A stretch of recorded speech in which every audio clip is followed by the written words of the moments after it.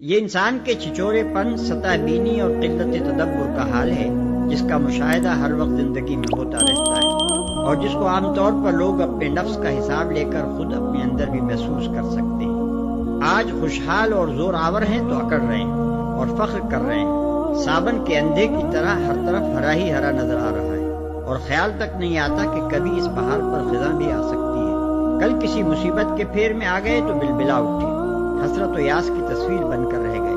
اور بہت تل ملائے تو خدا کو گالیاں دے کر اور اس کی خدائی پر تان کر کے غفلت کرنے لگے۔ پھر جب برا وقت گزر گیا اور بھلے دن آئے تو وہی اکڑ، وہی ڈیگیں اور نعمت کے نشے میں وہی سرمستیاں پھر شروع ہو گئی۔ انسان کی ذلیل صفت کا یہاں کیوں ذکر ہو رہا ہے؟ اس کی غرض ایک نہایت لطیف انداز میں لوگوں کو اس بات پر متنبع کرنا ہے کہ آج اطمینان کے ماحول میں جب ہمارا پیغمبر تمہیں خبردار کرتا ہے کہ خدا کی نافرمانیاں کرتے رہو گے تو تم پر عذاب آئے گا، اور تم اس کی یہ بات سن کر ایک زور کا ٹھٹا مارتے ہو اور کہتے ہو کہ دیوانے دیکھتا نہیں کہ ہم پر نعمتوں کی بارش ہو رہی ہے، ہر طرف ہماری بڑائی کے پھریرے اڑ رہے ہیں، اس وقت تجھے دن دہاڑے یہ ڈراونا خواب کیسے نظر آ گیا کہ کوئی عذاب ہم پر ٹوٹ پڑنے والا ہے؟ تو دراصل پیغمبر کی نصیحت کے جواب میں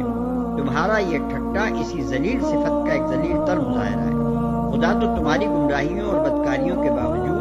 محض اپنے رحم و کرم سے تمہاری سزا میں تاخیر کر رہا ہے تاکہ تم کسی طرح سنبھل جاؤ، مگر تم اس مہلت کے زمانے میں یہ سوچ رہے ہو کہ ہماری خوشحالی کیسی پائیدار بنیادوں پر قائم ہے اور ہمارا یہ چمن کیسا سدا بہار ہے کہ اس پر خزاں آنے کا کوئی خطرہ ہی نہیں۔